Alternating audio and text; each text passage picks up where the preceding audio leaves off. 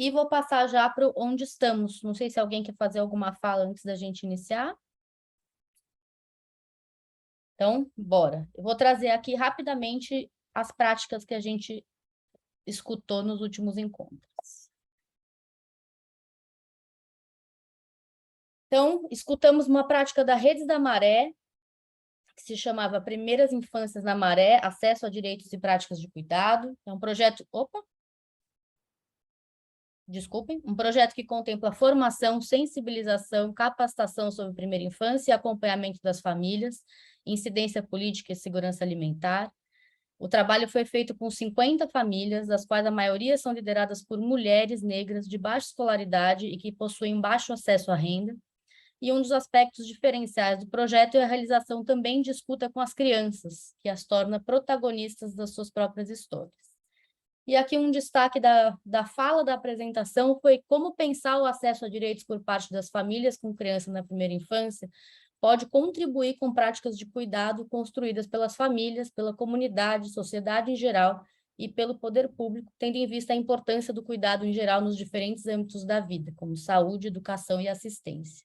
E aqui falando um pouco da intersetorialidade que a gente tem trazido aqui no grupo. Aprendemos também uma prática do projeto Saúde e Alegria, que falou sobre a cidadania dos povos tradicionais para acesso à saúde na primeira infância. É um projeto que tem como público 40 comunidades da região da Bacia do Rio Tapajós. Durante as oficinas de escuta ativa nas comunidades sobre a temática Ser Criança na Amazônia, percebeu-se frequentes relatos que evidenciam a ausência de direitos sociais básicos. Verificaram também que é relevante pensar em metodologias interventivas para promover o acesso a esses direitos fundamentais de crianças, atinando aspectos étnico-raciais para o efetivo acesso à saúde. E um dos destaques que eles nos trouxeram é que é identificada uma falta de adequação das políticas públicas para a primeira infância e a ausência dos direitos sociais básicos. Em geral, os programas públicos de atendimento de primeira infância estão muito distantes das áreas ribeirinhas que foram atendidas nesse programa. A ANDE nos trouxe o Observa, que é o Observatório do Marco Legal da Primeira Infância. Observa é uma ferramenta online que tem o Marco Legal da Primeira Infância como referencial teórico. Tem o objetivo de incidir sobre os processos de formulação, implementação, monitoramento e avaliação das políticas públicas por meio da consolidação e divulgação de dados e informações sobre o campo. A plataforma traz 3 eixos: indicadores para as áreas de educação, saúde, assistência social e violência, planos para a primeira infância e uma biblioteca. Um dos pontos interessantes é que o observatório foi desenvolvido por meio de um processo colaborativo, então, tanto para a busca ativa dos planos municipais, quanto para o desenvolvimento da tecnologia, e elas nos apresentaram uma das funcionalidades mais centrais para o que a gente discutiu, que são as desagregações, que permitem a análise de dados por gênero, raça e localidade, garantindo que não fiquem ocultas nas médias as possíveis desigualdades entre os públicos. Ouvimos também uma prática do Afro-Sebrap, que é um projeto de pesquisa, justiça racial na primeira infância, produção de evidências e qualificação do debate público. Eles estão no processo de desenvolvimento do projeto de pesquisa, que tem como objetivo qualificar e subsidiar a produção de evidências sobre relações étnico-raciais na primeira infância, a fim de aprimorar o debate público e a tomada de decisão para o enfrentamento às desigualdades experienciadas por crianças e seus adultos de referência. A pesquisa tem 3 frentes: levantamento bibliográfico, produção de evidências quantitativas sobre desigualdades de raça e gênero e pesquisa etnográfica. Alguns dos destaques foram com relação aos dados e hipóteses apresentados, que já permitem algumas conclusões, então, tipo, quanto maior a renda, menor a diferença de acesso à creche. No que se refere a creches públicas por região, se verificou que no Sul, mais de 93% das creches são equipadas com banheiros adaptados, e no Norte e Nordeste, menos de 50% tem essa adaptação, que da mesma forma, enquanto nos estados do Paraná e Santa Catarina, mais de 90% das creches públicas têm parque infantil, Maranhão, Piauí e Amazonas têm percentuais abaixo de 7%. Aqui, apenas alguns exemplos do que nos trouxeram o Afro-Sebrap na sua apresentação. Promundo nos trouxe o programa P, Capacitação em Gênero, Masculinidade e Cuidado. O programa P é um grande programa do Instituto Promundo, que é uma metodologia desenvolvida com parceiros para parentalidade e cuidado paterno, e a capacitação especificamente que elas nos trouxeram tem como objetivo a introdução, em alguns casos aprofundamento sobre temas relacionados a gênero, cuidado na primeira infância, e cuidados paternos na primeira infância nas comunidades tradicionais envolvidas. Aqui um destaque é que o programa P é pensado em um ciclo completo, para que seja possível dar continuidade sem que o Promundo tenha que seguir presente no espaço. E depois da implementação, que elas já fizeram, foi possível identificar a diminuição da violência doméstica, a melhoria da equidade de gênero, maior participação dos pais na primeira infância e o aumento do vínculo afetivo. Também nos apresentou uma prática Plan International, o projeto Ciranda, que é um projeto que propõe apoio às famílias de 3 comunidades quilombolas por meio do fortalecimento das capacidades dos profissionais da saúde e assistência social e membros dos comitês comunitários de desenvolvimento infantil e através de ações socioeducativas e de sensibilização às práticas parentais, sensíveis às questões de gênero, raça e etnia. O projeto se divide em 2 grandes eixos: o fortalecimento de capacidades, que envolve escuta, implementação do protótipo de metodologia e sistematização e elaboração de materiais para publicação e disseminação de conhecimento, e de incidência para a elaboração dos planos municipais pela primeira infância. E aqui um destaque interessante, que também foi um ponto de discussão, foi a incidência das igrejas católicas e neopentecostais nas práticas de cuidado, o enfraquecimento da identidade e percepção distorcida da própria cor e traços e a falta de infraestrutura das escolas para a permanência de crianças de 4 a 6 anos. Além disso, a falta de programas relacionados à parentalidade e primeira infância são alguns dos aspectos do diagnóstico. Novamente, aqui não é exaustivo, mas apenas para a gente relembrar um pouco. E aqui, antes de passar, só para dizer que essas foram as práticas que a gente escutou nos últimos encontros, muito rapidamente. E aí agora eu vou pedir para o Eduardo nos apresentar aqui, nos resgatar as questões que ele identificou nos debates que a gente já teve. Eduardo, a palavra está com você. Primeiro, muito boa tarde a todas e todos e todos. É uma satisfação mais uma vez estar com vocês. De forma geral, eu tentei identificar questões que eu já tinha especificamente falado nos nossos encontros, né? E que vão, de certa maneira, organizar os nossos debates na plenária. Tá? Então, eu não vou perder muito tempo falando sobre cada ponto, porque a ideia também é que vocês possam dialogar, não é? Durante a plenária. Então, quanto mais tempo a gente tiver para o diálogo, é muito melhor para nossas análises, né? Então, mais uma vez, agradecer, né, as instituições que participaram desse debate, totalmente enriquecedor, no sentido de aprendizagem, acho que essa é a ideia principal aqui da comunidade de aprendizagem, e o aprendizado também pessoal, né, da minha pessoa, que sou um pesquisador que vem da academia, mas também que tem um trabalho na sociedade com a articulação com algumas instituições sociais, tá? Então, agradecer a Rede da Maré, né, Saúde e Alegria, a ANDI, Comunicação e Direito, a AfroSebrap, Promundo e a Plan International, pelas dinâmicas que apresentaram aqui para a gente. Então, eu vou lá colocar as questões mapeadas, né, sobre a atuação das organizações no campo da primeira infância, território e interseccionalidade, que essa foi a nossa tarefa para o dia de hoje. Então, a primeira questão que a gente traz é a coleta de dados, né, a questão que eu trago para a gente pensar, é uma coleta de dados que considerem as especificidades da primeira infância, regionais, territoriais, que se articulam na perspectiva da intersetorialidade.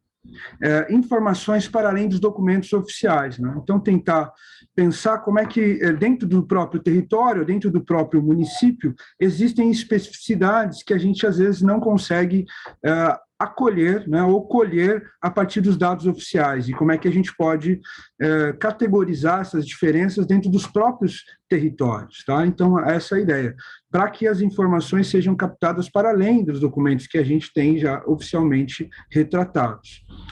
O segundo é o projeto de sustentabilidade que visem a emancipação do sujeito, impacto ao longo prazo, a primeira infância, incluindo nos projetos de ação articulados ligados ao direito do emprego e da renda. Então, obviamente que dentro do terceiro setor já é tradicional com as instituições e entre as instituições esse trabalho assistencial, né? Esse trabalho de ajuda assistencial, de assistência social de forma mais global e ampla. E a minha perspectiva ao ouvir vocês é também pensar, né, numa estrutura de longo prazo que encaminhe também essas famílias para a preocupação do emprego e renda, né, para que a gente possa agir naquela comunidade e encerrar com aquela comunidade tendo um projeto sustentável, que aquela própria comunidade consiga, de certa maneira, ter uma sustentabilidade a partir de criação de emprego e renda, tá? O terceiro seria a metodologia participativa, que inclua a representação dos sujeitos de direitos. Isso apareceu bastante, porque nós trabalhamos com algumas comunidades, né? As instituições aqui elencadas trabalham com algumas comunidades ribeirinhas, comunidades específicas, né? Com culturas específicas. Então, a minha preocupação foi essa. Como é que, de fato, a gente está incluindo essas pessoas que participam dessas comunidades no planejamento e nas ações, tá? Então, de acordo com a temática da primeira infância, obviamente, com direitos garantidos, né, que essa pessoa tenha seus direitos garantidos na preparação em conjunto com as instituições, né, no primeiro escalão, das tomadas de decisão dos planejamentos e ações. Então, a minha questão é como é que está isso nas nossas organizações, tá? A quarta questão, garantir a aplicação das ações e princípios da Lei 10.639/03 e a 11.645/08. Né? Ambas modificam a estrutura curricular das escolas, porque é perceptível que todas as nossas práticas relacionam com as escolas, né? Foi uma das questões que a gente viu em comum, né? E a gente percebe que essas questões que estão tanto na Lei 10.639 quanto na 11.000, segundo o próprio parecer, não é, do CNE-CP 03 de 2004, feito pela Petronelia Gonçalves, a responsabilidade de trazer esses aspectos das discussões étnico-raciais e indígenas não é só da escola, mas de toda a comunidade, né? De toda a sociedade. Não é uma coisa só que a escola tem que tomar de conta dessa preocupação, mas também as comunidades que lidam ao redor da escola. Então, o meu chamamento nesse sentido e a indagação a nós é pensar como é que essas questões estão sendo trabalhadas quando a gente pensa em aprendizado, né? Ao pensar também nesse estímulo que, por vezes, há das religiões, sobretudo aquelas conservadoras, algumas identidades já dispostas nessa comunidade, né? E ainda em relação à educação, desenvolver relações que visam colaborar com a função social da escola pública. Quando eu digo função social da escola pública, queria só explicar um pouquinho, né, que seria como é que essa escola interage para além da pedagogia escolar, né? Hoje a escola ela é o eixo dos programas sociais, então o Bolsa Família, os programas de garantia de renda, né, os programas de vacinação, inclusive de saúde, são todos vinculados à proposta da escola. Então, como é que a função da escola pública se dá na participação das nossas comunidades e na interação das nossas ações, né? Visando principalmente a articulação com o artigo 56 e 57 do ECA, para as crianças e adolescentes. Acho que faltou aqui, só a Mariana colocar que esse artigo 56 e 57 é da ECA, né? Justamente esse artigo 56 e 57 vai dizer que a sociedade brasileira tem a responsabilidade sobre o planejamento dessas crianças que não estão na sala de aula, que não estão envolvidas na escola, sobretudo para as crianças de 6 anos. Então, quais são as práticas que são desenvolvidas para incluir essa criança, se por um acaso ela não esteja, na sala de aula, né? E o ECA coloca como uma responsabilidade de toda a sociedade, não apenas da escola, tá? E o quinto e último, né, dialogando inclusive com a preocupação acima, né, com a questão em volta das escolas e dos trabalhos institucionais que a gente faz a partir da interseccionalidade, não seria interessante atuar tendo em vista o impacto das religiosidades conservadoras nessas comunidades? Né? O quanto a gente tem trabalhado a fim de se preocupar com esse impacto, né? Do isolamento, talvez, dessas comunidades, em sentido de reconhecer que as suas culturas são culturas genuínas, né? Genuínas no sentido de que elas se relacionam com a própria comunidade local, né? E não renegá-las como, por vezes, vem a partir dessa ideia da religião conservadora, tá? Já que é na primeira infância o período de aprendizagem sobre a valoração da diversidade, visto a sua interferência nos aspectos da interseccionalidade. Só por último aqui, o Emicida tem uma discussão, quando ele vai falar daquele seu livro Amora, numa das entrevistas ele coloca que a primeira infância é onde você chega primeiro, né? Se a gente chegar primeiro falando da diversidade na primeira infância, falando da importância dessa diversidade na primeira infância, a gente previne muitos traumas e muitos problemas que essa criança vai ter durante a sua juventude, durante a sua adolescência e juventude. E também o preconceito que ela pode aprender nessa primeira infância, né? Então, acho que é interessante a gente se atentar um pouco mais para essa religiosidade conservadora que, por vezes, acaba renegando, né, o processo de cultura que nasce ali naquela própria comunidade. Tá? Eu acho que é isso, Mariana. A gente pode, né, passar agora para um debate mais amplo, para a gente ouvir também um pouco vocês a respeito dessas provocações, aquilo que vocês já têm feito, né, de fato, se está dentro da sua, do seu acesso a algumas dessas discussões, ou revogando, dizendo, não, acho que isso a gente já cumpre e estamos no caminho para isso. Né? Perfeito, Eduardo. Antes só de abrir, eu vou avisar que eu vou parar de compartilhar minha tela, mas vou enviar as questões pelo chat para vocês poderem acessar aí durante a discussão. Palavra aberta.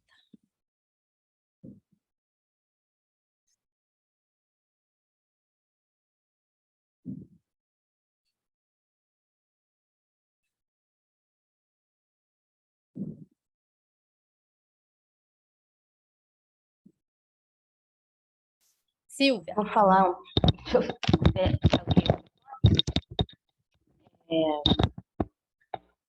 Então, eu estou numa posição de vantagem, né? Porque o nosso projeto está em andamento, então o que a gente não está ainda não incluiu, a gente está em tempo de incluir. Mas eu queria só somar uma questão que eu acho que está no ponto 4, talvez. Peraí, deixa eu ver aqui no chat. A questão da sustentabilidade. Bom, na verdade, está em todos os pontos, né? Que é pensar, que a gente conversou um pouco também com as implicações dos cruzamentos de gênero e étnico-raciais em todos os aspectos que a gente observa, mas que eu acho que tem um ponto forte para a gente prestar atenção aí na parte da sustentabilidade, né? Não só de continuidade, de ações e intervenções que a gente faça, mas pensando a questão de emprego e renda, né? Como o jornal trouxe, porque não tem como, né? A gente não pensar a longo prazo em desigualdades estruturais sem pensar as implicações de gênero e étnico-raciais. E é claro que em cada projeto, em cada situação, em cada contexto, isso vai tomar implicações particulares, tanto no sentido de que a gente pode, como a gente pode atuar, quanto na configuração local. Tinha mais um ponto, mas me escapou. Fiquei pensando também em relação às religiosidades, né? A gente conversou isso semana passada, eu acho perfeito, é um dos pontos que já tinha aparecido para a gente, mas que a gente ainda não tinha enfatizado, ainda não tinha pensado muito em trabalhar. Bom, ainda está pensando a questão do impacto das religiões conservadoras, né? Pentecostais, né? Pentecostais que a gente está chamando aqui de conservadoras, mas é claro que conservador também é um qualificativo de contexto, né? Pode ter pentecostais não conservadores. Mas eu fico pensando também que, além da gente chamar a atenção para a implicação dessas religiões que têm, ou dessas atuações religiosas que têm princípios conservadores, a gente prestar atenção também que... Está fazendo barulho? Está fazendo um ruído enquanto você fala. Pode ser o quê? A gente pode pensar também nas outras religiões, né? Um pouco como chamar atenção para isso também, porque às vezes a gente só fala de religião se aparece muito explicitamente. Então, todas as religiões, não só as conservadoras. Por aí, não formulei também, é o que me ocorreu agora. Obrigada.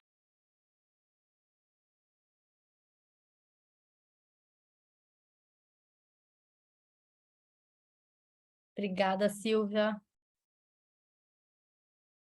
Alguém mais gostaria de comentar os pontos? Acho que eu vou comentar aqui na coleta de dados, né? E aí, quando o Observa estava em construção, veio muito essa questão dos dados, para além dos dados dos documentos oficiais, né? Elas apareceram em vários momentos. Mas a grande dificuldade era você ter esses documentos não oficiais para todos os municípios ou para todos os estados. O que você tem de equivalente, né, nos territórios? E aí, para não essa foi a grande dificuldade, assim, por isso não tem esses dados, mas é uma busca, assim, volta e me aparece alguma ideia, mas aí sempre esbarra nessa questão de território, né, do que vai ser equivalente de um município para o outro, o que a gente pode trazer, mas a gente tem sempre pensado nisso, mas essa é a grande dificuldade, em ter correspondentes em todos os territórios, em todos os municípios, ou pelo menos em todos os estados, porque alguns dados chegam até os estados, outros chegam nos municípios, mas ter dados além dos documentos oficiais que cheguem, né, com igual metodologia para todos os lugares é o mais difícil, assim, e que não sejam documentos oficiais. Mas isso sempre tem batido na nossa porta, assim, e a gente tenta avaliar, assim. Oi, eu queria falar sobre... Você terminou? Desculpa. Terminei, Vanessa, à vontade. Não, terminei. Eu tô sem meu computador, é isso, né? Outro dia eu estava na rede, estava com problema na internet. Agora meu computador parou, eu estou aqui no celular. Tô meio enrolada aqui, porque, enfim. Mas, enfim, assim, sobre o que ele estava falando, eu estava pensando sobre a questão da divulgação dos dados, né? Que ele chegou a comentar. A gente está no processo ainda de pesquisa, terminando a pesquisa do projeto que a gente está trabalhando, e uma coisa que a gente observa é a dificuldade da gente conseguir obter das clínicas da família, das escolas, algumas informações, por exemplo, né, e aí é só um exemplo, relacionada ao que chega nesses equipamentos, sobre quando a gente vai fazer a coleta, né, vai fazer as perguntas, as entrevistas nos equipamentos, porque o nosso projeto consiste nisso também. E aí, quando a gente chega até que as instituições, né, a gente não consegue. As informações são muito negligenciadas. Não sei, isso a gente não tem aqui. Mas aí, às vezes, a gente tem uma pergunta que a gente pergunta sobre a questão de violência, né? Os casos que chegam de crianças que sofreram violência doméstica ou abuso ou sexual, todos os tipos de violência, como que essas coisas são camufladas? A gente não tem informação. Não, a gente não tem essa informação. Ou quando tem, é algo que a gente sabe que não é só aquilo. Então, quando a gente fala o nosso projeto fala muito sobre isso, né? Alguma das vezes que a gente tiver aqui, vocês vão ouvir a Rede da Maré falando sobre. Quando a gente fala sobre a invisibilidade na primeira infância, eu acho que é sobre isso. As pessoas não se preocupam muito com o tema. Eu acho que é uma coisa nova. Sim, não tenho certeza. Esse tema é um tema novo e é isso. A gente tem muito trabalho pela frente. Acho que é isso, só para complementar. Bacana, Vanessa. Obrigada, Ana.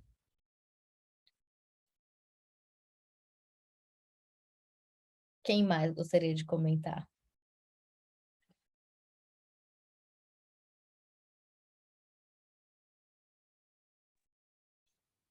Eu fiquei pensando, Flávio, aqui da Plan International, sobre a questão dos dados e das questões também da participação das pessoas e dos sujeitos de direitos, né, assim, de como fazer a devolutiva também para as comunidades dos dados que a gente levanta e de como as comunidades possam participar para além só da informação entregue, né? Assim, então, fico pensando que não deixa de ser um desafio também do ponto de vista de construção de sentidos também, né? Porque pode ser que para a gente esses dados tenham uma intencionalidade bem específica, né? Assim, que não tenha o mesmo sentido para as próprias comunidades de onde a gente levantou essas informações, né? Então, pensando que esse é um desafio, e o outro também é a questão da identidade cultural a partir das religiões e de como interpretar também, né, assim, que essas religiões, e principalmente as pentecostais, de alguma maneira já se estruturaram dentro dessas culturas também, né? Assim, então, como a gente dialogar com isso, né, assim, desde uma perspectiva de direitos, mas também sendo bem realistas de que, muitas vezes, isso inviabiliza certas intervenções em alguns contextos, quando a gente, eventualmente, radicaliza o discurso desde a perspectiva do cumprimento do direito, né? Assim, então, fico bem inquieto, né? Assim, na busca de caminhos para respeitar o direito, sem inviabilizar a ação, e, ao mesmo tempo, dando um passo aí na construção de pontes, né? Assim, então, são questões bem inquietantes.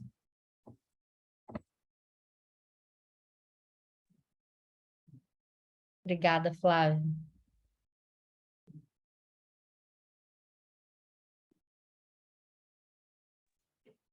Só para complementar rapidinho o que o Flávio falou, porque o Flávio falou umas coisas e aí eu pensei no campo, né? Que onde eu estou na atividade das comunidades, e é muito complicada essa questão do neopentecostalismo e do cristianismo, assim.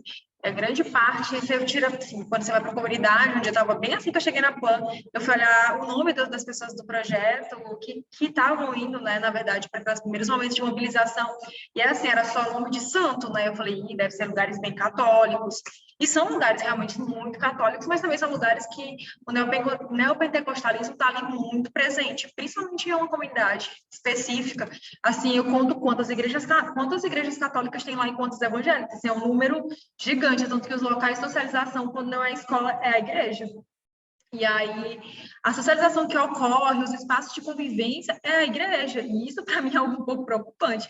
Quando uma comunidade enorme, o único local de socializar, de convivência coletiva, é uma igreja católica, uma igreja evangélica. E dependendo de como essas pessoas elas se inserem dentro da igreja, isso muda muito como é que elas assumem o papel delas na comunidade. Então, por exemplo, eu já ouvi de pessoas, né, que vivem ali na comunidade, que não querem seus filhos cadastrados na PLAN, porque a gente trabalha, por exemplo, direitos de gênero, questão sobre liberdade, sobre conhecimento, né, sobre menstruação, prevenção, engravidez precoce. Então, eles falam que a gente vai estar ensinando a doutrina de gênero para essas crianças, vão ensinar o filho dele a ser gay, então eles não querem que os filhos sejam cadastrados na PLAN. E isso é um discurso muito complicado, assim, de você lidar. É claro que nem todo mundo é assim, tem pessoas na comunidade que eu conheço que são evangélicas, bem fervorosas, mas falam que a questão espiritual dela, a questão religiosa dela, não interfere na forma como ela vai desenvolver a atividade na escola, porque ela não quer que os alunos dela tenham uma limitação por conta de uma religião dela. Mas isso não é uma perspectiva de todos que estão ali, é uma perspectiva de uma pessoa só. E aí, às vezes, é bem complicado para a gente lidar, por exemplo, nas oficinas, ou nos espaços que a gente faz na comunidade, com esses discursos do neopentecostalismo. E aí é sempre muito às vezes também de ter que relevar muita coisa, ou deixar para lá também, porque faz parte muito de uma história, uma questão cultural ali, né, deles. E aí eu fico pensando em comunidade específica, né, que como lá o neopentecostalismo é muito forte, inclusive quando você vai conversar com algumas pessoas sobre questões sobre direitos, né, que a comunidade deve ter, que a comunidade tem, né, porque é quilombola, mas não sabe como reivindicar, eles falam, mas é porque a gente todo mundo aqui já é evangélico, então a gente não tem mais aquele costume quilombola, como se isso diminuísse, inclusive, a identidade deles. Aí, assim, são questões bem complicadas quando a gente pensa nessa questão das igrejas, porque elas estão se inserindo muito nos territórios indígenas, quilombolas, indígenas mais ainda, assim, aqui no Maranhão tem muita caravana que as igrejas fazem para ir para o norte do Maranhão, para o sul do Maranhão, perdão, para fazer inserção em aldeias que existem pouco contato ou pouco contato, né, com branco, ou então um isolamento voluntário, que a gente chama, né? Eles não querem ter contato e acabou. Então, fazem essa inserção para irem lá fazer o processo de doutrinação mesmo religiosa.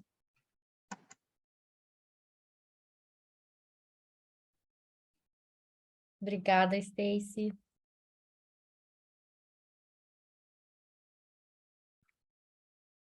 Alguém mais quer trazer algum ponto?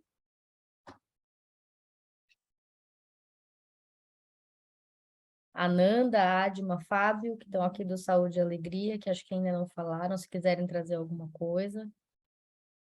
Se não, Eduardo, se quiser dialogar também com alguns dos pontos que foram trazidos para a gente avançar um pouco mais, fica à vontade. Eu só queria dialogar com 2 pontos, né, que apareceram. Primeiro, a Silvia tem razão, que quando a gente fala de religiões conservadoras, a gente tem que conceituar aqui, né, conservadora no sentido de conservar um aspecto do governo atual, né, que é contra essa inclusão, né, de outras pessoas que não seja aquela do dito projeto cristão familiar, né? Por que eu digo isso? E dialogando também com a Stacy, com todos nós que levantamos essa questão da religiosidade, né? Quando a gente pega os princípios do cristianismo, sobretudo na década de 70, 80, era a própria Igreja Católica, com as suas comunidades eclesiásticas de base, né? Então, a partir da religião, que levava essa formação, a formação dos direitos humanos, dos direitos sociais para as pessoas, né? Quando, com o ingresso do Bento XVI, a Igreja Católica perde um pouco esse contato com as comunidades, né? As igrejas evangélicas pentecostais conservadoras, então, já depois de conceituado, estou colocando, elas trazem outra ideologia para o cristianismo, que não aquela a qual Jesus está participante também dos direitos sociais que estão envoltos, né? Então, a meu ver, a gente tem que pensar num processo também de formação dessas pessoas, utilizando a própria característica religiosa, né, se assim vocês me permitem. Porque a gente deixou de lado essas questões, e a religião é importante para essas comunidades, seja ela qual for, né, e ingressar a partir dessa religião, falando que o direito é um aspecto fundamental, né, da partilha da comunidade. Então, a partir da religião, a gente tentar demonstrar que esse dito cristianismo conservador da família não é, de fato, né, um aspecto religioso que a gente precisava quer dizer, a gente precisa se acomodar nele, né? Porque não é, de fato, aquilo que vai trazer um conhecimento. Até na comunidade que eu trabalho, que é uma favela aqui na Baixada Santista, eu uso muito essa ideia de que conhecereis a verdade vos libertará, né? Que é um chavão do cristianismo, mas que a partir de dados que a gente traz para essa comunidade vai observando que, bom, é muito ruim não saber sobre as questões da sexualidade, porque você deixa de entender um pouco como é que a comunidade está se modificando, né? Porque na própria relações internas dessa igreja, dessa religião, existem ali divergências e diversidade. Então, essa comunidade, quando junto dessa religião conservadora, se fecha e não percebe que a verdade está sendo retirada deles, né? Então, acho que um projeto também de formação junto a essas comunidades evangélicas seria interessante. Agora, claro, que tem uma coisa que o Flávio colocou, que é um desafio, porque quando você chega numa determinada comunidade e diz que vai aplicar a lei, ela fala, não, bom, então aqui você não vai entrar, porque eu não quero saber de discussões de gênero com a minha comunidade. Então, a gente tem que criar estratégias, talvez, a partir da própria comunidade evangélica, né, de tentar acessos e transformar um pouco essa realidade. Assim. Claro, para a gente dialogar aqui. Mas quero ouvir mais vocês.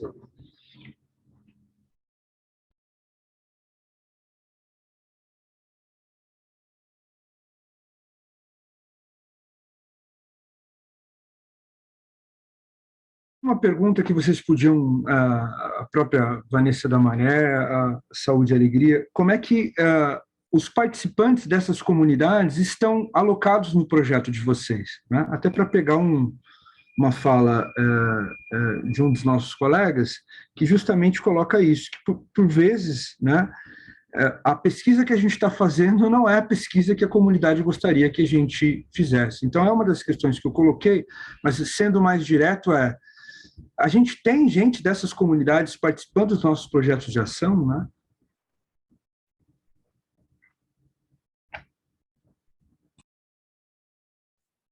Oi, gente. Boa tarde. Desculpa o meu atraso aí. E também me desculpo porque eu não vou poder ficar até o fim, que a gente tinha uma agenda hoje, uma visita pela manhã, um parceiro nosso. Aí perderam o voo, deu uma atrapalhada danada, a gente ia atravessar o rio, agora teve que remarcar uma reunião para tarde, para agora às 15, enfim. Mas, assim, eu também peguei a conversa andando aí, não peguei, não pesquei no começo, mas eu entendi que é esse aspecto religioso, né? Para a gente, isso é presente nas comunidades, na maioria das comunidades onde a gente atua. A gente tenta incluir todo mundo, mas a gente tem, sim, dificuldades em relação a grupos comunitários que, quando você tem uma religião mais neopentecostal, a turma se fecha mais um pouco, mas não é tanto assim. Eles participam, vão nas reuniões, mas não interagem, talvez, da mesma forma que os demais. E aí a gente busca ter todo um cuidado de como conversar com esses grupos, mas historicamente, nas comunidades onde a gente trabalha, há inclusive processos de divisão das comunidades por causa disso.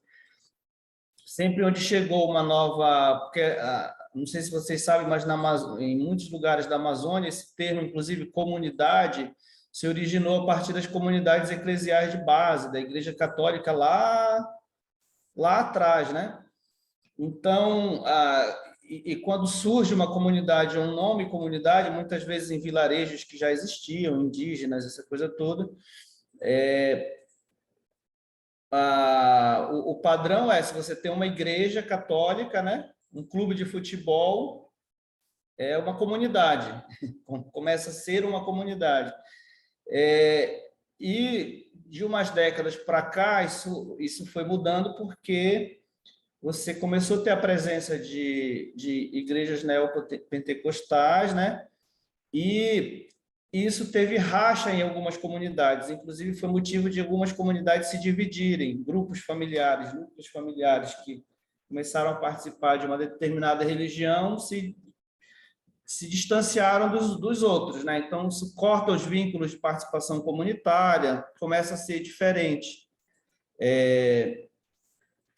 E aí tem comunidades que são um pouco maiores, né, em que isso está um pouco mais bem resolvido, eu diria, né? Cada um pratica a sua religião e tudo mais, mas tem esse histórico que aconteceu, e isso tem impacto nas dinâmicas, né, do tipo de trabalho como a gente faz, especialmente quando trata de temas mais ligados à sexualidade, tem mais dificuldade de lidar assim.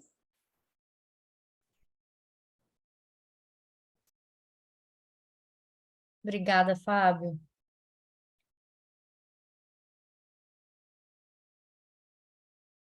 Eu acho que a Vanessa que ia falar caiu, então talvez a gente possa esperá-la voltar para seguir nesse debate, mas queria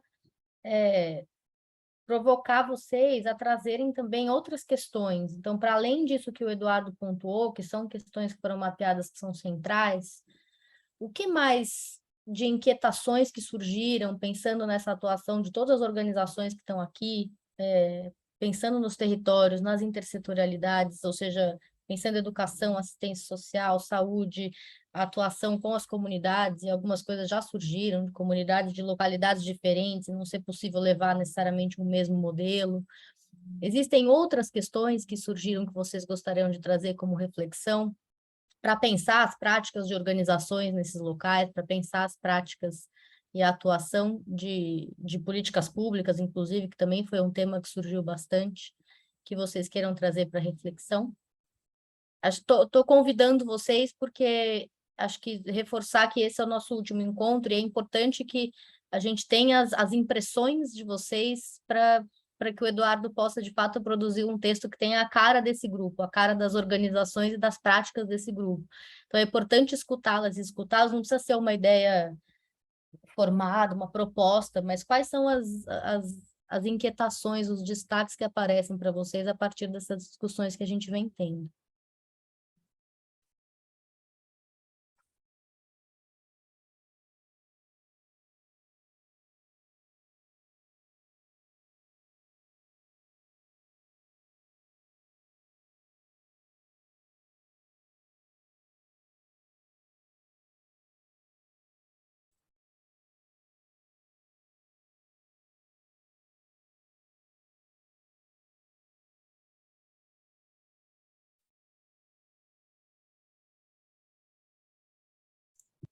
cada um de cada vez, né? A gente podia falar Exato. assim.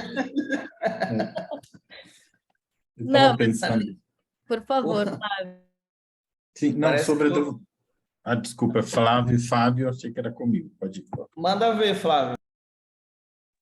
Não, estava pensando sobre a questão dos dados, né, assim, como um caminho também possível de práticas, né, assim, tanto do ponto de vista do antes, né, assim, do levantamento, como a participação da comunidade até para o alinhamento de expectativas, mas também nessa devolutiva sobre que resultados, né, assim, dessas pesquisas, dos processos que a gente faz junto com as comunidades, né, assim, possam ser também compartilhados de uma maneira que as comunidades conheçam, possam fazer uso e participar também do planejamento das ações que a gente vai fazer nesse território, né? Assim, então, acho que esse é um caminho que nem sempre é simples, às vezes parece simples, né? Assim, mas a gente que trabalha com financiamento, normalmente vai no ritmo da prestação de conta daquele financiamento, né? Assim, e esse nem sempre é o ritmo da comunidade também,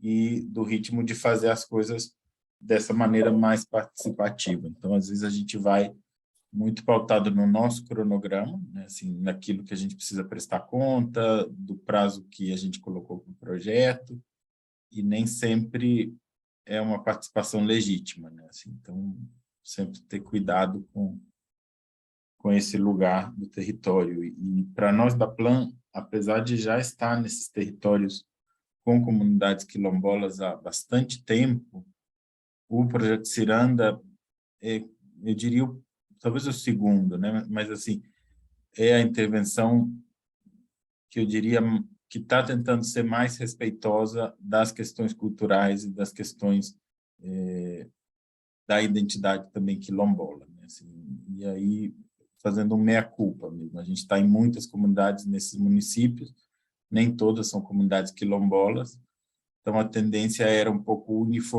uniformizar, né? Assim, a gente faz do mesmo jeito em todas as comunidades, sem ter tanta sensibilidade com as questões culturais. Então, foi também por isso que a gente pensou nesse primeiro produto do projeto, o estudo de contexto com o levantamento das questões relacionadas à parentalidade e como as comunidades olham para essa dimensão. Então, tem sido de bastante aprendizado para a gente.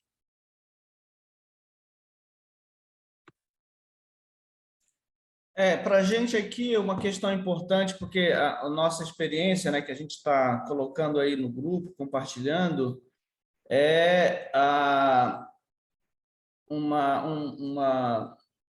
dentro de um modelo de saúde, de atendimento à saúde da família fluvial, que a gente já deu uma quebrada, vamos dizer assim, já deu uma hackeada, como a gente chama em outras linguagens aqui da comunicação, né? No SUS, porque o SUS era pensado para você ter... É pensado, né, como se todo mundo morasse num lugar e que você fosse lá andando no posto de saúde. Enquanto que aqui nas comunidades da Amazônia você tem distâncias enormes, né, para acessar, uma população muito dispersa, geralmente. Mas é uma população que tem direito a acessar os serviços públicos de saúde. Com a ideia dos barcos hospitais, conseguiu fazer isso. Mas aí depois vem o que está pegando agora, independente do tema da primeira infância, né? De fato, o controle social. Ou seja, como é que as comunidades elas se apropriam desse modelo de uma forma em que elas possam ter uma pressão ali nas políticas públicas para que os serviços que elas precisam e têm direito a ter cheguem para elas da forma adequada. Um deles são os atendimentos à primeira infância, né? Vai desde o pré-natal, enfim, acompanhamento das grávidas, atividade de planejamento familiar e tudo mais, até o crescimento das crianças, o acompanhamento do crescimento, do desenvolvimento. que respeite, né, a identidade, a cultura da comunidade, mas muitas vezes os programas que acabam chegando e ficando são sempre o arroz com feijão, eu diria, né? Tipo assim, o atendimento médico e tudo mais, e ainda com as dificuldades todas para ter isso ainda. Com todo o esforço que nós, como ONG, fazemos, meio que segurando a barra de uma gestão municipal, às vezes pouco sensível e pouco eficiente também, enfim, em gestão, né, para fazer chegar esse serviço. Então, a gente tem um desafio e que a gente tenta trabalhar, que é esse aspecto do controle social. A gente está no Conselho Municipal de Saúde, a Nanda aí, a nossa conselheira, mas a gente tenta fazer com que os agentes comunitários de saúde, as lideranças comunitárias tenham uma participação nos debates, nas conferências, mas é muito difícil, né, essa participação por todas as dificuldades anteriores que eu já falei, de limitações geográficas, de se fazer presente, o clientelismo que ainda é muito forte. Então, por exemplo, se a gente conseguiu desenvolver um modelo que quebrou as pernas dos políticos vereadores, que você chega na época da eleição e o cara leva lá aquele serviço acompanhado do médico, né, para prestar um atendimento, um dentista, enfim, isso no Nordeste, no Brasil inteiro, acho que é assim no interiorzão, né? Aí, quando você estrutura um serviço dizendo assim, não, essa população tem o direito a ter o serviço público de saúde adequado ao contexto socioeconômico, geográfico e cultural deles.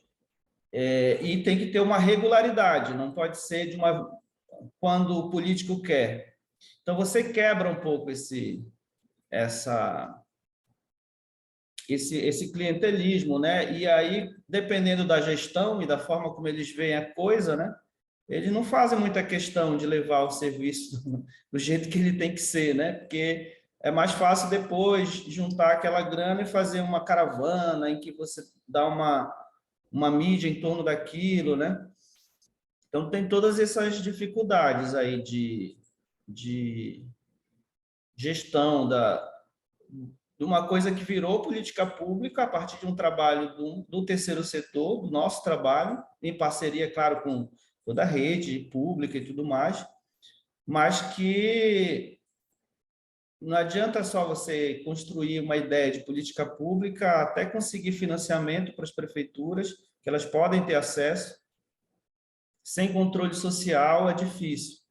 E aí tem todo o desafio de como é feito esse controle social, da força que tem essas comunidades que são fragilizadas já, né, em suas representações, em seus direitos.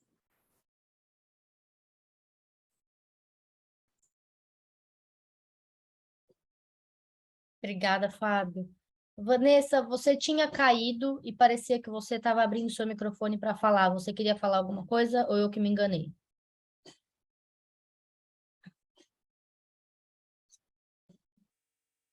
Você está no mudo.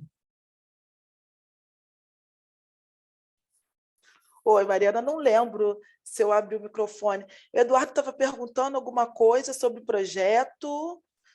Repete para mim, Eduardo. Na verdade, a minha preocupação e a minha última fala, além daquelas que a gente colocou aí, dentro desses projetos que vocês desenvolvem, existem, né, participação interativa das comunidades, né? Então, você pertence à comunidade, né? Como é que é essa interação dos projetos realizados e a comunidade? E a última provocação, talvez, vocês devem ter essa ideia de como é que a gente consegue, né? Emprego e renda já apareceu nessas questões, mas a gente consegue ter acesso a essas pessoas a emprego e renda, né? Talvez é uma pergunta que a Vanessa também pode responder. Vai lá. Então, o nosso projeto na rede, né, ele fala sobre práticas de cuidado. Então, a gente trabalha com a questão da prática de cuidados e a gente trabalha também com a questão da, entre outras coisas, né, a insegurança alimentar. Só que a gente tem oficinas, né? A gente agora não tem mais porque foi um ano com as oficinas. Então, como que a gente trabalhava em relação a isso? A gente chegou com um projeto pronto. A Rede da Maré, ela trabalha numa perspectiva, tudo é pesquisa. Então, quando a gente chega, a gente, enquanto instituição, a gente chega nas favelas, né? A gente nem chama de comunidade, né? Porque a gente entende que favela a gente entende que essa palavra favela como resistência. Então, a nossa diretora não gosta nem que a gente fale comunidade. E eu já não falo mesmo porque, como eu sou de favela, eu já não tenho nem... eu já nem falo isso mesmo. E aí, quando a gente chega na favela, a gente tem a Rede da Maré trabalhando essa perspectiva mesmo de pesquisa. Tudo é pesquisa, tudo é pesquisa. A rede vive com vários tecedores, que a gente chama os colaboradores de tecedores, sempre com uma camisa, tem sempre gente fazendo pesquisa. Então, geralmente, quando chega um projeto, já vê numa perspectiva de estar entendendo de alguma forma o que aquele morador precisa, né? O que a gente pode oferecer, o que a instituição pode oferecer. Então, chega com essa questão da prática de cuidados, trabalhando a questão da segurança alimentar, né? A gente inicia na pandemia, numa perspectiva de que as pessoas estavam passando fome, e aí a nossa ideia não é doar cesta básica, obviamente, mas trabalhar a questão da insegurança alimentar. Como que a gente pode... que a gente tem... Dentro da rede tem um dos projetos chamado Maré de Sabores, são mulheres que aprendem a cozinhar, a reaproveitar tudo aquilo que é utilizado na cozinha, como é que a gente faz, né? E a gente, por exemplo, trabalhou com oficinas ensinando essas mulheres a reaproveitar tudo que elas usam na cozinha, por exemplo. Então, como é que a gente trabalhou nesse sentido, Eduardo? A gente tentando acompanhar, né, a demanda, né, daqueles responsáveis daquelas famílias, a gente geralmente ia trabalhando nas oficinas de acordo com o tema, mas todo mês a gente perguntava a essas responsáveis, a essas mulheres, né, porque só tinha um homem, né, essas pessoas, esses responsáveis, o que eles gostariam, se eles queriam que a gente trabalhasse algum tema, o que eles gostariam que a gente trouxesse para eles. Então, a gente, de alguma forma, foi trabalhando dessa forma. Em relação ao trabalho e renda, que você está perguntando, quando termina o projeto, a gente, numa reunião, a gente começa a perguntar, está terminando o projeto, e agora? O que a gente vai fazer com essas famílias? A gente vai deixar essas famílias para lá? O que a gente faz? Né? Porque as famílias ficam, mas já acabou, como que faz? Mas como é que eu vou fazer agora? Embora o projeto foi 1 ano, mas a gente continua fazendo acompanhamento e atendimento das famílias até dezembro. E aí a gente fez um plano individual, a gente elaborou em equipe um plano individual de atendimento.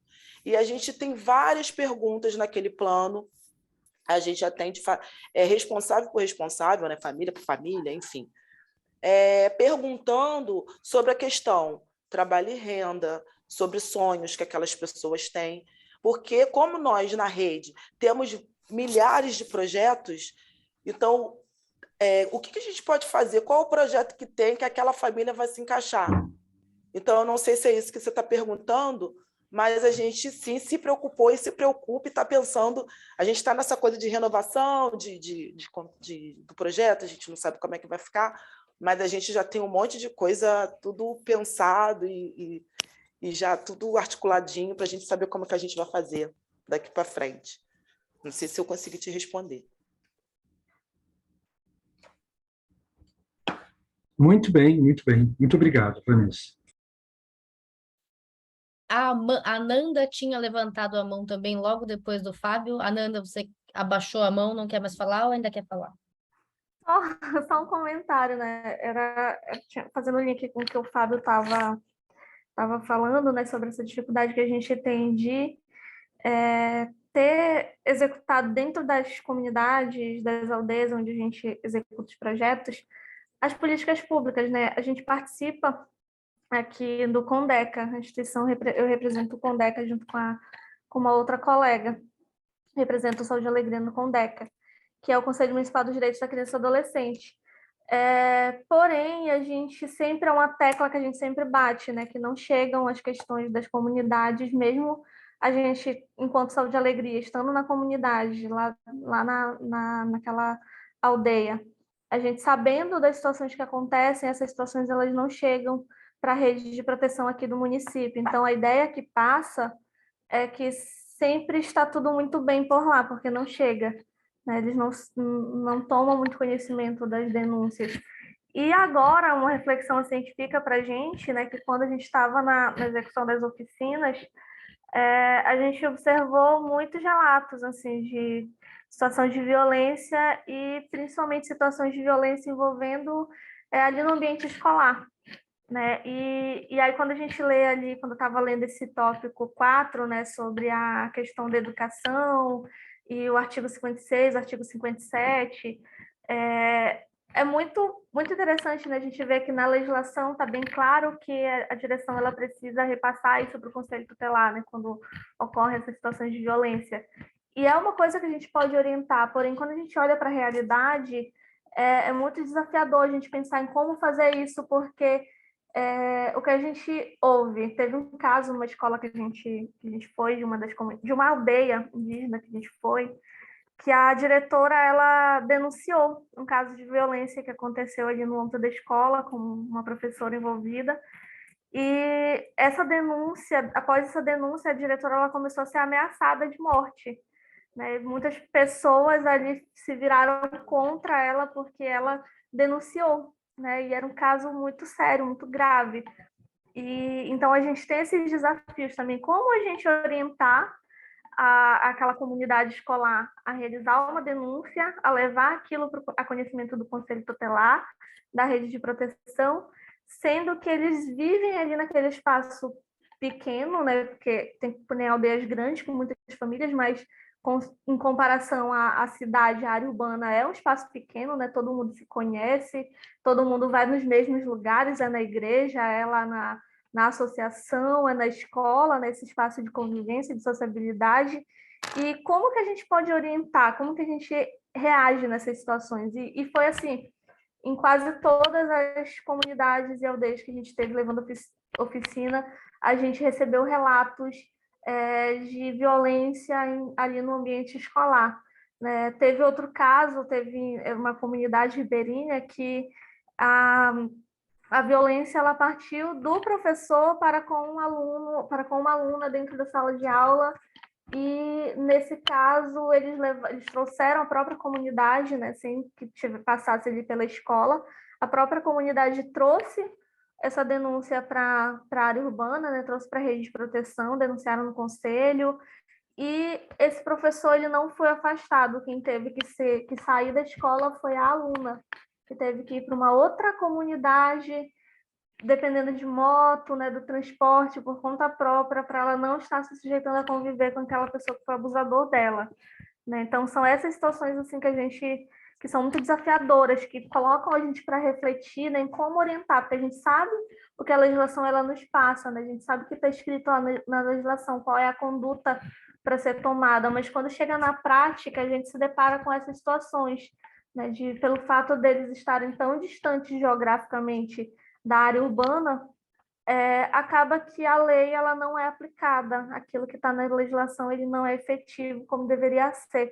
Né? Então, para além dessa deficiência na política pública, a gente tem essas questões, né, de como orientar, sabendo que se a gente orientar para aquela pessoa ela tomar a decisão correta, ela pode estar ela mesma se colocando em perigo, né, como foi o caso dessa diretora, não foi a gente que orientou, né, quando a gente chegou a situação já tinha acontecido, mas a gente viu o que aconteceu com ela, né, dela estar sendo ameaçada, dela estar sendo perseguida, de falarem de tirar ela da escola, né, de afastar ela da gestão da escola por conta de uma atitude correta, né, de acordo com o que a legislação prevê. Então, são essas reflexões que... Acho que acabou o meu tempo, mas só queria fazer um comentário. Temos mais tempo, Mariana? Então, em relação ao que disse a Ananda, que em termos conceituais, eu sou historiador de profissão, em termos conceituais, isso dentro do conceito historiográfico, isso chama-se coronelismo, né? E as práticas do coronelismo, elas continuam em convergência com as questões do Estado. Então, há um conflito aí, né? Há um conflito Tá? Então, era para chegar ao Estado e acabar o coronelismo, mas o que acontece? O coronelismo continua ainda nos lugares mais distantes dessas relações, porque você não tem uma relação do Estado, mas quem manda de fato é o prefeito, não é? Ou alguém que está ali naquela condução de exercer o poder, não é? E não as instituições do Estado que deveriam estar aí garantindo o direito dessas pessoas. Né? Então, você tem esse conceito ainda muito presente na realidade brasileira, embora seja tido como um Estado moderno, ainda a gente tem a prática do coronelismo. Obrigada, Eduardo. Acho que só avisar que tanto a Adma quanto a Ananda caíram. Eu acho que elas estavam no mesmo lugar e a internet deve ter ficado instável lá. Mas elas retornando, a gente já coloca elas de novo na discussão. Vou perguntar se a gente tem mais alguma reflexão a trazer sobre esses pontos que estavam sendo discutidos ou outros pontos, ou se a gente passa já para o próximo momento do nosso encontro de hoje.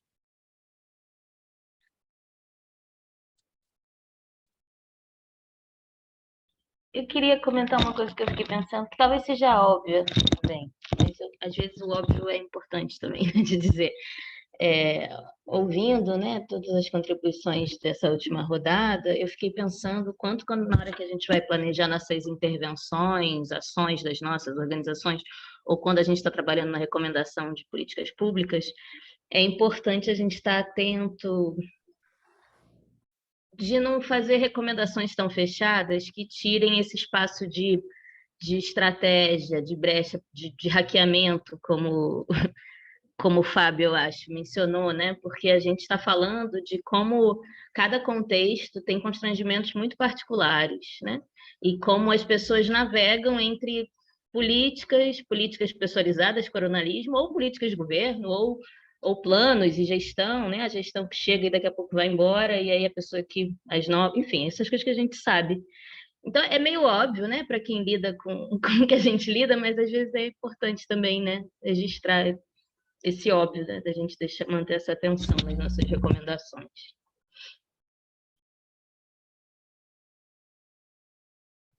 Obrigada, Silvia. Adma e Ananda conseguiram voltar, que bom. Sim, caiu geral a internet aqui, todo mundo. E acontece, estamos todas e todos sujeitas a isso nesses tempos de trabalho em casa ou trabalho no escritório mesmo. A estabilidade da internet é em todos os lugares. Pessoal, mais alguma reflexão? Eduardo, por favor. Não, não sei se a Adna e a Amanda, elas escutaram esse último, que elas caíram, né? Mas eu dizia que existe essa prática do coronelismo, que é um conceito, inclusive historiográfico, que conduz a divergência entre o Estado e o poder local, né? Então, é isso que eu fiz esse comentário, que de fato a gente ainda tem um problema que o Estado, por vezes, não chega nos lugares mais profundos, porque ali ainda se dá esse conceito historiográfico, que é o coronelismo, né? Que é onde alguém age fora da conceituação básica do Estado moderno, né? Só para colocar para vocês. É isso. Obrigada, Eduardo. Sim, Adma? só um comentário, que inclusive a gente reflete aqui no Fala de Alegria, de como isso se dá, né? Essa questão de que a desculpa sempre é a logística, é sempre o lugar geográfico que é muito distante de chegar, mas quando, no momento da colonização, isso não foi um empecilho para se chegar a esses espaços e colonizar essa população e dominar os recursos naturais, né, desses locais. Então, é essa ótica mesmo colonial de enxergar aquele que está lá longe, que não está na zona urbana, como um sujeito menor que não tem direitos iguais aos que são do espaço urbano, né, por exemplo. Então, é realmente essa ótica mesmo de coronelismo, né? Muito, muito boa essa sua reflexão, Adma. Se foi possível colonizar, por que não é possível fazer, né, as ações bem feitas? é uma mera desculpa para não levar políticas públicas de qualidade, né, para a primeira infância e para as populações no geral, né, ribeirinhas, nos quilombos, etc. É verdade. Muito bom.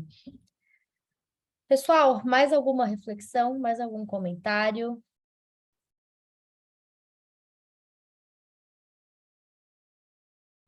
Bom, então eu vou sugerir que a gente passe para nosso próximo momento da oficina de hoje, que é o seguinte: a gente vai separar vocês em dois grupos de 4 pessoas, pelo que eu estou vendo aqui, e o pedido vai ser para vocês responderem a 2 perguntas. E aqui responderem, estou sendo bastante ousado, na verdade a gente está falando refletirem e trazerem proposições sobre 2 perguntas, que são as seguintes. A partir das apresentações das práticas e das reflexões conjuntas, o que queremos estimular e que recomendamos para as organizações que atuam no campo da primeira infância, nos territórios e com a intersetorialidade? E o que não é mais uma prática aceitável? Aqui acho que a gente falou bastante dos diversos desafios que existem para a atuação nesses campos, mas a gente também está aqui com diversas organizações que têm muita experiência e muito conhecimento no que estão fazendo nesses campos. Então, é quase como se vocês estivessem se colocando no lugar de tá chegando uma organização nova que nunca fez isso, que nunca trabalhou com primeira infância, que nunca trabalhou nos territórios, com comunidades, em favelas, ou em todos os temas que a gente vem falando aqui. O que vocês recomendam? E não precisam ser recomendações... Acho que a gente está falando de recomendações que podem ser levar em consideração as especificidades do território. Elas podem ser mais específicas que isso, mas também podem ser desse tipo de... Não dá para esquecer disso mais, ou isso tem que ser levado em consideração. E, por outro lado, o que não é mais aceitável, ou seja, não dá mais para chegar... Aqui estou dando exemplos simples, que eu tenho condições de dar, não dá mais para chegar num território e achar que você vai impor um projeto sem ter conversado com ninguém. Então, acho que são coisas nesse sentido que a gente quer pedir para vocês trazerem de reflexões.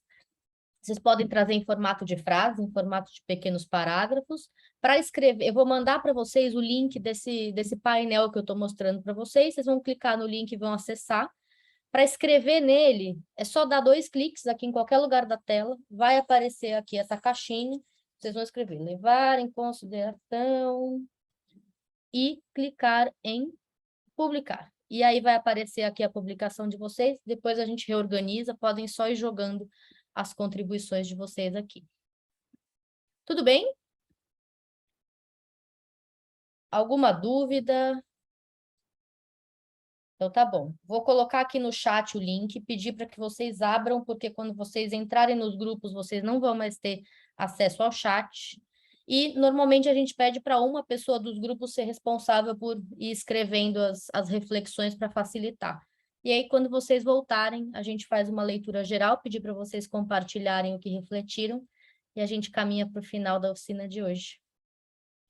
Acho que vocês vão ter aí uns 20 minutos nos grupos, mas eu passo lá para ver se está tudo certo, se precisa de mais tempo, menos tempo, e a gente vai conversando. Então, gente, vou enviar vocês para os grupos, boas conversas, qualquer dúvida é só chamarem a gente.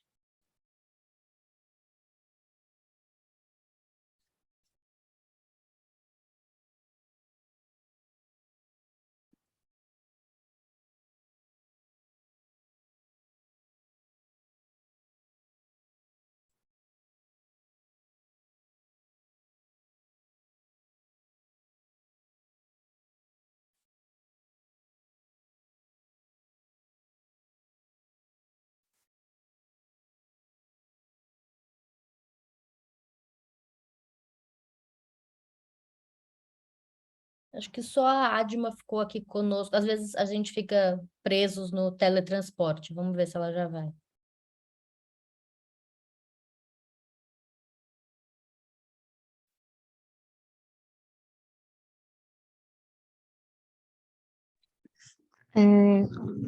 Eu cliquei aqui, não foi só para o quadrinho, para o painel. Apareceu para você alguma... Peraí, só um segundinho que eu vou te mudar. Vê se aparece um convite para Sala, você ir. sala 2. Sala 2.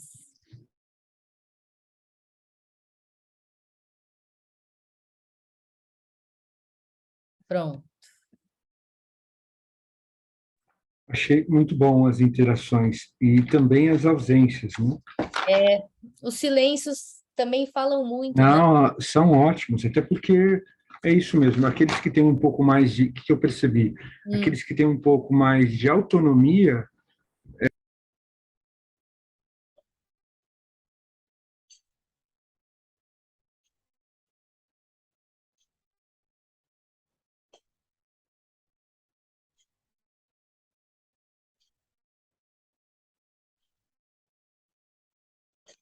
Ixi, acho que alguém do grupo de vocês ficou preso na... Ah, não, a Nanda chegou já. Olá. Eu tava 20 segundos ainda, mas eu cliquei sem querer e voltei antes da hora. Não tem problema. O pessoal tá voltando já. Esses teletransportes são complexos às vezes. Parece que a gente está viajando no tempo, né? Exatamente.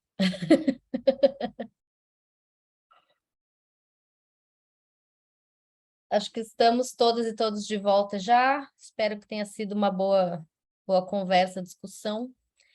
Eu vou compartilhar minha tela aqui para a gente ver o painel completo. Eu sei que ele está bagunçado com as contribuições de cada grupo, mas eu tomei a liberdade de já colocar em rosa o que era inaceitável e amarelo o que eram as recomendações para a gente se localizar.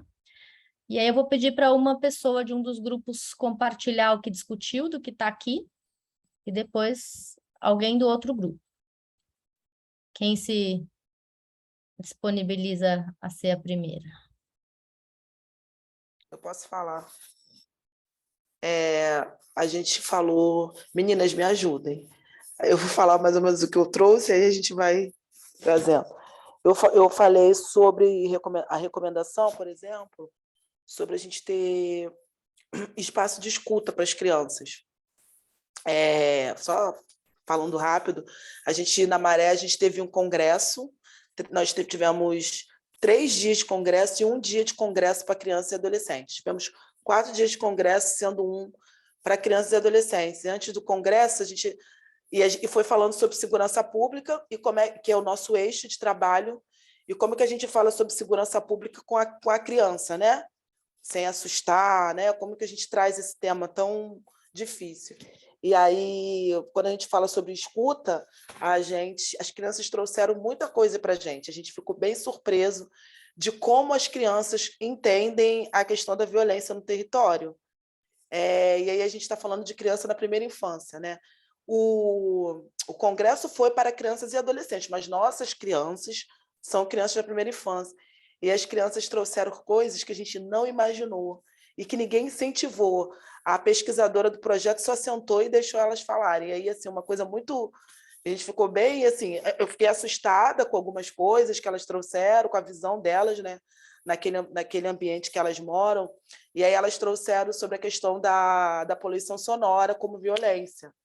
Porque o território favelado, ele é um território muito barulhento. É muita moto, é muita coisa acontecendo ao mesmo tempo. E nos finais de semana tem a questão dos bailes funks, né? E o baile funk ele começa, sei lá, 10 horas da noite até meio-dia do dia seguinte. E como que as crianças trouxeram essa questão da violência, né, para eles, do barulho, né? Que eles não conseguem dormir. E assim, a gente ficou, nossa, mas... E desenho, tá? É um desenho, uma caixinha, do jeitinho deles, falando que eles não conseguem dormir. Então, uma das coisas que a gente trouxe para a recomendação é ter um espaço para escutar as crianças. Mas o que, meninas, que a gente trouxe? A gente trouxe sobre recomendação... Acho que estão com maisinho. Um pouco mais. Adequações, atividades a costumes e tradições locais, que foi a Nanda, né, Ananda, que trouxe essa questão de adequação mesmo às atividades das tradições, para poder respeitar isso. Tá com o tracinho. Ai, tá bem aqui na frente. Espera aí, gente. porque eu não manejo bem esse negócio aqui, eu não estou conseguindo ler o que está na minha direita. Esse que está aí foi a Miriam que trouxe, que foi aproveitar e incorporar características ambientais locais para a realização de práticas e atividades, né, pensando em considerar o espaço mesmo físico também, no planejamento das ações. Ah, tá, agora eu estou vendo. E acho que foi isso que a gente trouxe sobre recomendações. Só isso? A gente trouxe mais coisas. Foram 3 coisas só? Tenho a impressão de que foram 4, mas... Eu também tenho. Estou lendo aqui. E do que é inaceitável, vocês trouxeram alguma coisa? Nós trouxemos. A gente botou um tracinho para a gente poder identificar. Tá. Mas acho que outras pessoas colocaram também. A gente colocou usar a linguagem muito técnica, que não pode acontecer, né? Usar a linguagem muito técnica e pouco acessível ao contexto local. Uhum. Porque, às vezes, a gente está num local onde as pessoas não conseguem entender, né, o que a gente está falando. Uhum. Mas o que, meninas? Desconsiderar a desigualdade de gênero e étnico-raciais em ações e práticas voltadas à primeira infância. De uma maneira geral. Aí a gente repetiu a questão das crianças, né? Mas falando de outro modo, que é ignorar o conhecimento e a participação das crianças no planejamento e construção de práticas e ações. Uhum. E a posição do conhecimento acadêmico também foi a gente, né? Não, acho que não. Acho que não. Acho que a gente pensou, mas alguém já tinha. Bacana, então podemos passar para o outro grupo para continuar. Quem pode falar?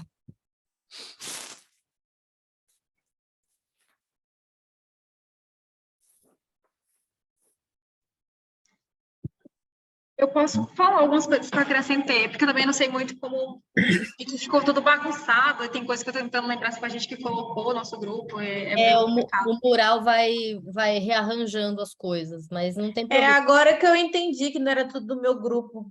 Eu também. Ai, gente, desculpa, devia ter explicado para vocês. Os 2 grupos trabalharam no mesmo painel, então aqui estão todas as coisas que vocês trouxeram sem estarem separadas por grupo. Mas vocês podem trazer só as principais ideias que vocês discutiram, não precisa estar necessariamente do que está escrito aqui ou ler todas as considerações. Eu tinha colocado que eu acho que não é aceitável, né? Também acho que é aceitável. Sempre levar em conta os devolutivos que a comunidade dá, porque sempre a comunidade traz algum devolutivo, se está gostando da oficina, se não está, se aquilo ali é algo que parece interessante ou não.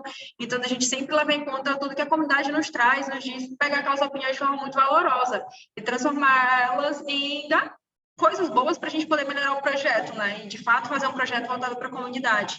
Também falei que é muito importante, que eu acho que é uma recomendação, né? E que a gente possa validar nossas metodologias ou as práticas que o projeto tem em conta junto com a comunidade. Então, incluir a comunidade como parte desse processo, e não só mais como... Porque, às vezes, a gente pensa na comunidade como receptor, né? E, na verdade, a comunidade não é receptor, ela tem que ser um papel, tem que ser um papel importante e participar ativamente das decisões do projeto. Colocar a comunidade como elemento, né, que compõe a construção desse projeto, e não apenas como sujeitos passivos que têm que receber o projeto, mas como elementos ativos que participem ativamente da construção do projeto. Isso eu acho que engrandece muito, muito, muito o projeto. Também coloquei sobre a gente realizar, né, as escutas comunitárias, porque acho que quando a gente consegue ouvir a comunidade, pega todas aquelas informações que são importantes para o projeto e traz junto com ela para incorporar no projeto, melhorar, ou mudar a metodologia, ou práticas de intervenção, de fato fazer um projeto voltado para a comunidade, eu acho que é muito importante, muito interessante, faz com que a comunidade consiga abraçar melhor os nossos trabalhos ali, né? E aí eu vejo que as escutas comunitárias elas são essenciais. O projeto sem escuta comunitária é um projeto que às vezes não tem um êxito muito grande, acho que penso pelo olhar da comunidade, né? Porque nunca nos inclui ali como parte. Aí a gente tinha colocado isso, mas Flávio ou a Ana, se vê outras coisas aí que Agora eu estou tentando catar aqui e ler o que a gente colocou. Teve uma coisa que a Stacy falou, que eu acredito que foi ela, que é algo que a gente também praticou muito aqui, né, no período da escuta, que foi combinar com a comunidade o melhor dia, né, que a gente poderia estar indo a realizar essa conversa com eles, né, é sumariamente importante adequar a nossa agenda à comunidade, porque para a gente teve ocasiões que, tipo, férias, né, agora de julho, iríamos, mas aí a comunidade estaria, parte da comunidade estaria viajando, né, e aí a gente não pôde contar com a pessoa que mobiliza a comunidade, né, para realizar. E aí a gente esperou eles voltarem das férias e tal, para poder realizar a oficina, e a gente observou essa maior aderência, né, do público. Eu tinha colocado também a imposição do conhecimento acadêmico, científico, que é algo que não deve acontecer, né, acima dos saberes dos povos. Então, nessa primeira parte, a gente fez mais a escuta mesmo da população tradicional dos ribeirinhos, né? E aí a gente não levou nada para eles. E a gente percebeu algo muito legal, que eles foram construindo e chegaram a consensos, né, de coisas que eles precisam na comunidade que a gente não precisou falar para eles. Embora a gente saiba, né, as problemáticas, eles acabaram chegando à conclusão do que precisa dentro do território para promover uma infância saudável, né? Deixa eu lembrar de algo mais aqui que a gente tinha colocado. Flávio colocou o que quebra... não desagregar dados por raça e gênero, né, em casos de pesquisas. Isso é inadmissível, não é mais aceitável. Acho que a gente também colocou isso aqui, não foi trazer metodologias fechadas e impositivas? Isso, foi. A gente colocou como algo não aceitável. Acho que é isso. Real. Quebra-gelo também foi algo que a gente observou que é algo que meio que muda o ambiente do teu círculo ali, da tua roda de conversa. Às vezes as pessoas chegam de manhã ali com aquela preguiça e tal, aí a gente vai lá e vamos fazer uma dinâmica e tal, e aí a dinâmica de apresentação, a gente observou que também, ao retornar, tipo, a gente fazia as oficinas durante o dia inteiro, mas aí tinha pausas para o almoço. Aí o povo ia chegando ali e tal, depois do almoço, aquela coisa, né? Ainda tô meio molengo, né? Então a gente fazia sempre as cirandas, né, de roda, resgatando com a comunidade, com os pais das crianças da primeira infância e líderes comunitários, ACS, aquelas brincadeiras de roda lá do passado. E aí eles viajavam, né? Eu lembro dessa, eu lembro daquela, e vamos, e tipo, e era as crianças juntos, e é também um espaço de aprendizado das crianças, porque muito dos pais não repassam essa cultura para as crianças, mas naquele momento ali, fluiu, né? E as crianças acabaram tendo contato com novas brincadeiras de ciranda, né? Foi bem legal. Muito legal. Bom, acho que vou pedir para o Eduardo comentar um pouquinho do que apareceu aqui, e aí a gente vai caminhando para os finalmente do nosso encontro de hoje. Eduardo? Gostei muito das questões que vocês colocaram, né? Inclusive, eu acho que algumas delas partilharam ou partilham dessas questões que eu coloquei, né? Por exemplo, a preocupação em trazer alguém da comunidade para começar a ouvir alguém da comunidade, né? Do que estávamos falando mesmo? Olha que interessante, o celular funciona sem a gente conversar com ele. Não estou falando com você, Google, né? Essa é a ideia. Bom, enfim. Bom, então eu gostei muito, quer dizer, a interação de vocês agora na fala demonstrou que tem sim importância as considerações que a gente fez, né? Gostei também do apontamento que vocês colocaram em relação às discussões ético-raciais, né? Essa interação para que não se separe os dados. Há 10 anos atrás, eu participei de uma equipe de pesquisa que ainda estava separando os dados, né? Então, bom, não vamos interseccionar os dados, vocês já estão preocupados com isso, interseccionar os dados e se atentar aos dados, né? Então, acho que esse é um avanço em relação ao tempo também da interação de vocês, né? Bom, acho que eu queria, de modo geral, agradecer vocês e acho que o meu papel agora, daqui por diante, é tentar descrever um pouco dessas práticas maravilhosas que aqui ocorreram, né?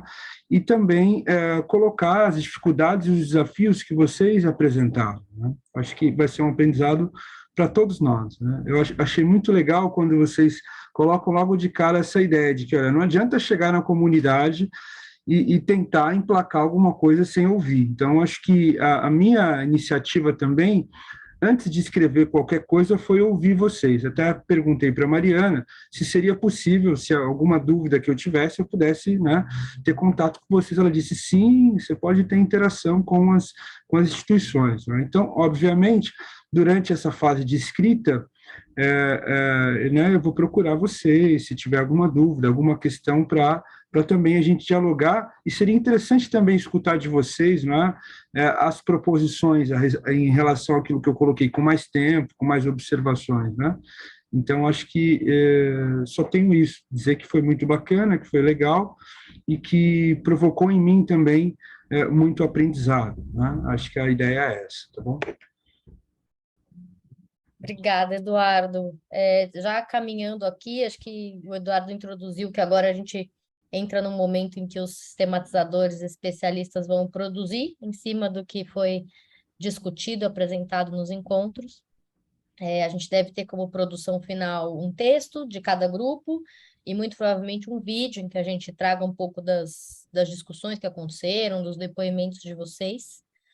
E devemos ter um encontro mais para o final do ano eu estou chamando de outubro, assim, em que a gente traga todos os grupos de prática que se encontraram agora separados juntos, para ver um pouco das produções, ver o que Eduardo, Miguel e Lucimar produziram a partir das reflexões, e para ver para onde vai esse produto que está saindo desses encontros.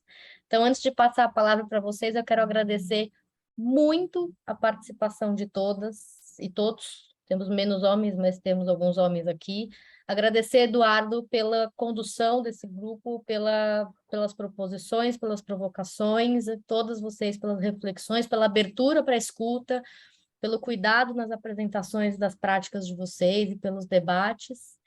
E aí queria abrir uma rodada para perguntar para vocês o que vocês estão levando dessa experiência, como foi essa experiência para vocês. Pode ser numa palavra, numa frase, em como vocês quiserem colocar, mas escutar um pouquinho como vocês estão saindo desse último encontro.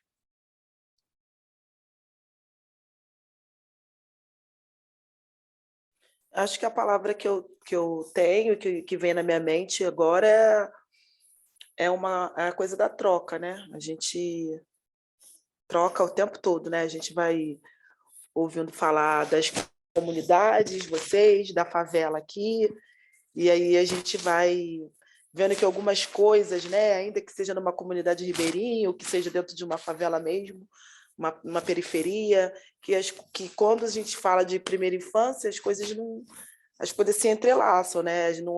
Uma coisa não é muito diferente da outra. Então, acho que troca é a palavra para mim. Obrigada, Vanessa.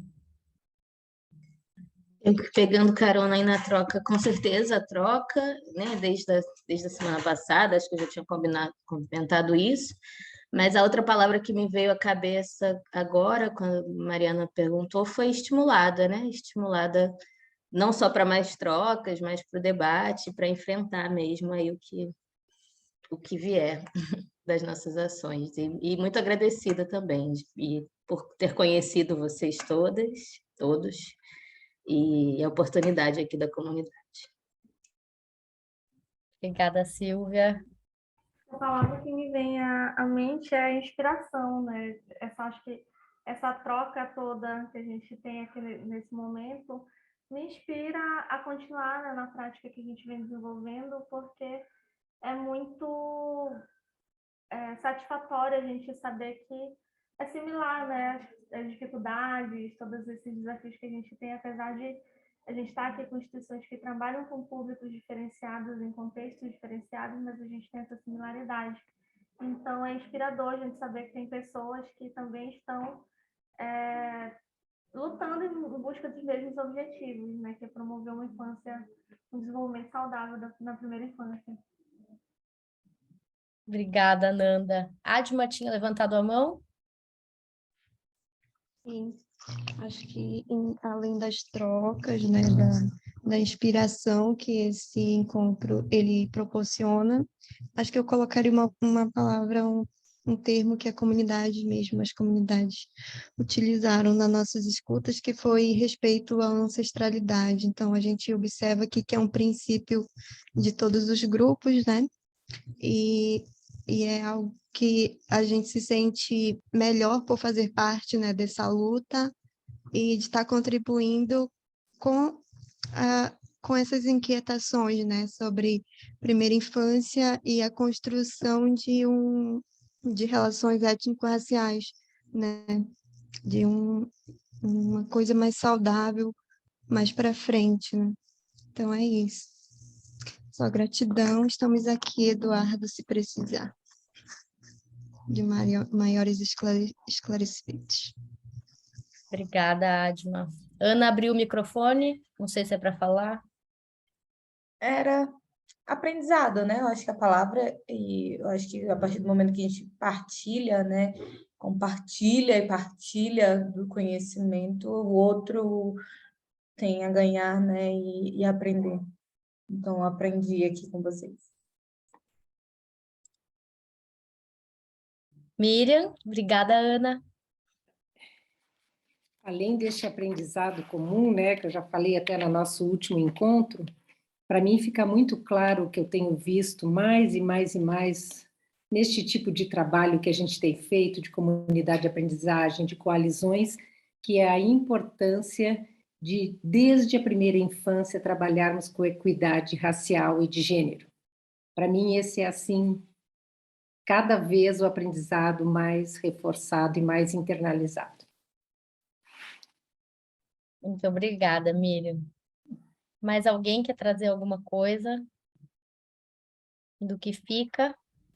Mariana, eu queria colocar esperança, né? Esperança. Eu, quando fui convidado, primeiro agradecer a Mariana, né, a comunidade de aprendizagem, a Pórticos, porque quando eu fui convidado por elas, eu disse que a partir de agora eu só vou interagir com projetos que de fato eu acredite, né, e que tenham mudanças plausíveis na sociedade, né? Então, ouvir vocês me trouxe esperança. Eu que sou também da favela, que também vivo, né, essa realidade, porque trabalho, inclusive, com as instituições aqui na periferia de São Paulo, percebo que isso desperta esperança, né, pelo causada, inclusive, por essa expectativa de mudança real que a gente tem feito nas nossas interações. Então, muito obrigado, de verdade, né, pelo coração aberto, pelas propostas propositivas, né, e que a gente possa se reencontrar para de fato, colocar essas coisas, essas ações, né, e praticar essas ações de verdade, né? Então, muito obrigado, eu agradeço muito. Mariana, nós vamos ter os contatos de todo mundo aqui? Tem Sim, algum lugar? a gente vai mandar comunicações para vocês ainda dos próximos passos, e aí vai todo mundo na cópia, mas também se tiverem algum pedido de contato específico, só me avisem que eu envio. Tá bom. Mas nos e-mails, nos convites, inclusive, estão todos os contatos já. Tá bom, obrigada. Então, antes da gente sair, queria pedir para a gente tirar uma foto. Ai, a Poti teve que sair um pouquinho. Se Ana e Flávio puderem abrir a câmera rapidinho. Boa. Ih, será que a Ana volta? Ela volta, mas não sei quanto tempo ela vai demorar. Então vamos tirar o massinho, vamos ver se até o final ela volta para gente tirar com ela também. Vamos lá. Muito bom. Gente, muito, muito obrigada. Nos vemos em breve. Tchau, tchau. Tchau, beijinho, Flávia, nem te dei Boa oi. tarde.